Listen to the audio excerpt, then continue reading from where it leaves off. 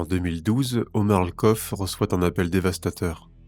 Son frère vient d'être assassiné par la Mokromafia, un gang redoutable responsable d'une grande partie du trafic de drogue aux Pays-Bas.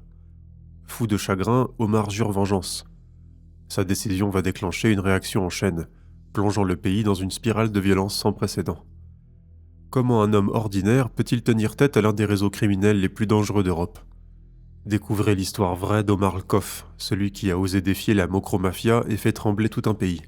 En juin 2012, le port d'Anvers est le théâtre d'un événement qui allait bouleverser l'équilibre criminel des Pays-Bas.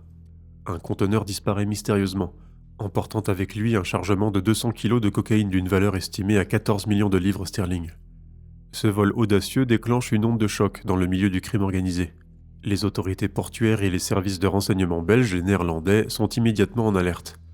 L'inspecteur en chef de la police d'Anvers, Hans Vermeulen, déclare « Ce vol pourrait déstabiliser l'ensemble du réseau de trafic de drogue en Europe du Nord. Nous craignons une escalade rapide de la violence. » Dans les rues d'Amsterdam, l'atmosphère change.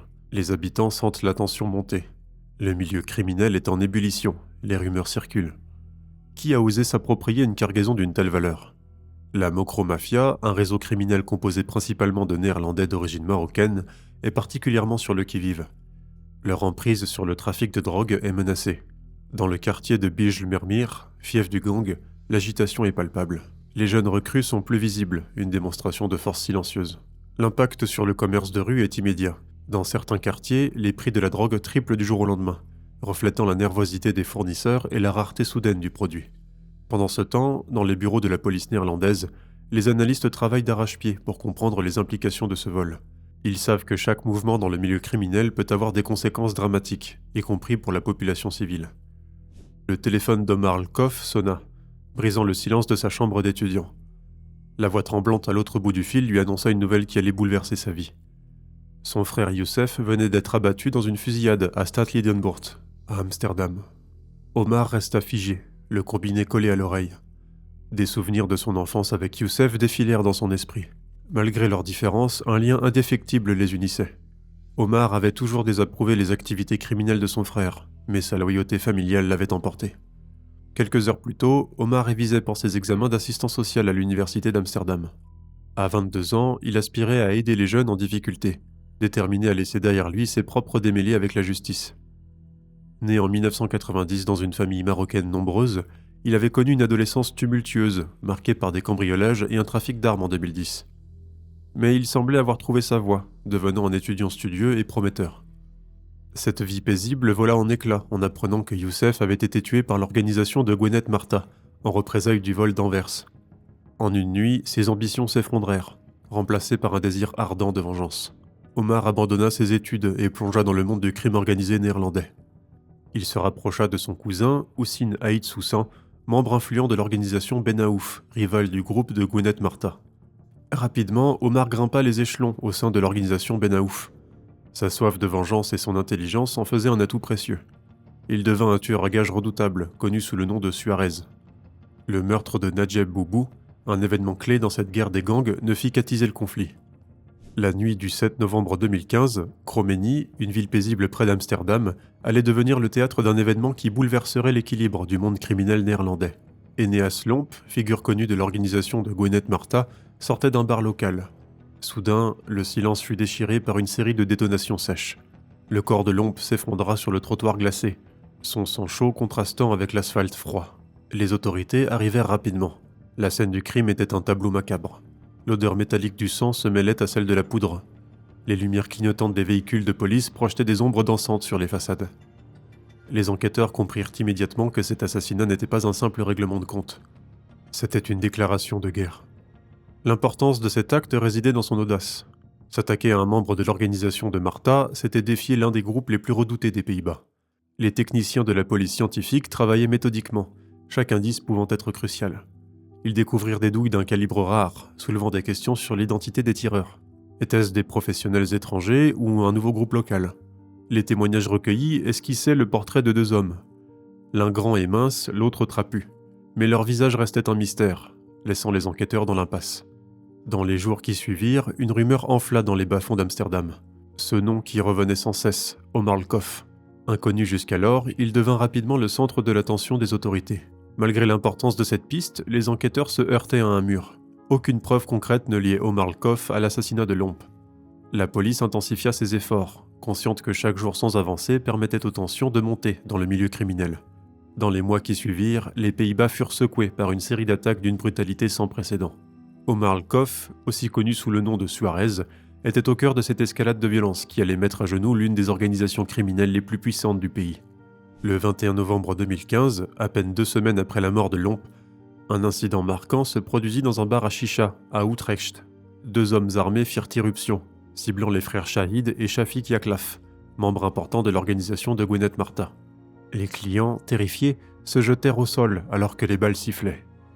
Cette attaque audacieuse signalait clairement que personne n'était à l'abri. Le soir du Nouvel An 2015, alors que le pays se préparait à célébrer, Shahid Yaklaf fut abattu de sang-froid. Face à cette montée en puissance, les autorités se trouvaient dépassées. Cependant, la police intercepta des messages cryptés révélant les motivations d'Omar Lkov. L'un d'eux disait « Je le cherche depuis des années. Ce p*** a organisé la fusillade à Stadsliedenburg. » Cette phrase dévoilait le motif profond de la vendetta d'Omar. Venger la mort de son frère Youssef, tué lors de la tristement célèbre fusillade de Stadsliedenburg. Les méthodes brutales de Lkov, notamment l'utilisation d'armes de guerre comme les AK-47, choquèrent profondément le public. La nuit du 13 juillet 2014, Stefan Egermond, un père de famille de 30 ans, rentrait chez lui à Amsterdam après avoir regardé un match de football avec son frère. Stefan menait une vie simple et heureuse, travaillant comme comptable et passant son temps libre avec sa compagne Janke et leur jeune fils. Ce soir-là, il se gara dans sa rue habituelle, au volant de sa Fiat Punto bleue, sans se douter que sa vie allait brutalement s'arrêter. Soudain, une série de détonations brisa le calme de la nuit. Les balles criblèrent le véhicule, ne laissant aucune chance à Stefan. La police arriva rapidement, mais il était déjà trop tard. Les enquêteurs furent déconcertés. Stefan n'avait aucun lien avec le milieu criminel. L'enquête révéla une terrible méprise. Les assassins cherchaient en réalité Omar Lkov, impliqué dans la guerre des gangs aux Pays-Bas. Omar conduisait une voiture identique à celle de Stefan et vivait dans le même quartier. Cette coïncidence avait scellé le destin de Stefan Egermond. La nouvelle de cette erreur tragique choqua les Pays-Bas. Pour la première fois, un innocent avait payé de sa vie les rivalités entre gangs. Omar Lkov, rongé par la culpabilité, se rendit chez Janke Verhagen, la compagne de Stefan. Janke raconta plus tard cette rencontre bouleversante. Il est entré en larmes et il a dit « Je suis désolé, c'était censé être pour moi. J'ai vu un garçon brisé, pas un gangster. Il m'a supplié de lui pardonner, mais comment pourrais-je ? Stéphane est parti pour toujours. » Elle ajouta, la voix tremblante, « La tragédie aurait pu être évitée si Omar n'était pas rentré chez lui à ce moment-là. Maintenant, notre fils grandira sans son père à cause d'une stupide coïncidence. » Le 5 juillet 2017, une opération conjointe minutieusement préparée entre les polices belges et néerlandaises marqua un tournant décisif dans cette guerre des gangs qui avait secoué les Pays-Bas pendant des années. Omar Lkov, l'homme qui avait semé la terreur au nom de la vengeance, pensait avoir trouvé un refuge sûr à Bruxelles. Mais le destin en avait décidé autrement. L'intervention fut menée avec précision. Des équipes d'élite de la police fédérale belge, appuyées par des agents néerlandais, encerclèrent discrètement le bâtiment où se cachait Lkov. À l'aube, ils lancèrent l'assaut. Contre toute attente, Omar Lkov fut appréhendé sans opposer de résistance. Le 11 août 2017, Lkov fut extradé vers les Pays-Bas. Son retour marqua le début d'une nouvelle phase dans cette affaire qui avait tenu en haleine tout un pays. Les chefs d'accusation étaient nombreux et graves. Meurtre, tentative de meurtre, participation à une organisation criminelle. Lorsque le procès débuta, les procureurs dévoilèrent un dossier accablant. Les preuves s'accumulaient.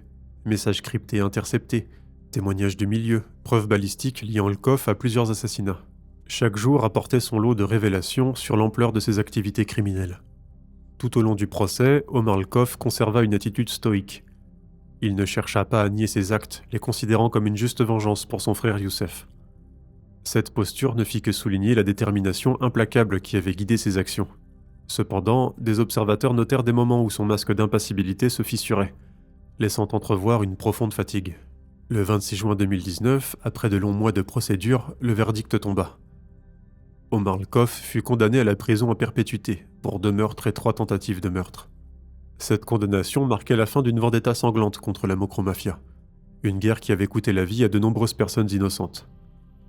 Le 19 janvier 2020, une tentative d'évasion spectaculaire a secoué les Pays-Bas. Un commando français lourdement armé a lancé un assaut contre la prison de haute sécurité de Voog. Leur cible, Omar Lkov. Utilisant un camion bélier pour forcer l'entrée, les hommes ont failli réussir leur coup. L'opération a échoué de justesse, mais elle a démontré une chose. Même derrière les barreaux, Omar Lkov restait un acteur majeur du crime organisé. L'influence persistante d'Omar Lkov soulevait des questions troublantes. Comment un homme condamné à perpétuité pouvait-il encore exercer un tel pouvoir ? Les autorités avaient été forcées de revoir leur stratégie face à cette escalade de violence. Dans les rues d'Amsterdam, le nom d'Omar Lkov était devenu légendaire. Pour certains, il était un vengeur, un homme qui s'était dressé contre la toute-puissante Mokromafia. Pour d'autres, il n'était rien de plus qu'un criminel impitoyable, responsable d'une violence sans précédent. Certains suggéraient que la tentative d'évasion n'était qu'une mise en scène, destinée à détourner l'attention d'autres activités criminelles. D'autres y voyaient la preuve que la guerre des gangs n'était pas terminée, qu'elle avait simplement changé de forme. L'histoire d'Omar Lkov illustre aussi les conséquences dévastatrices de la vengeance dans le crime organisé. Son parcours, de simple étudiant à figure centrale du crime organisé, démontre comment la perte d'un proche peut transformer un individu en force destructrice.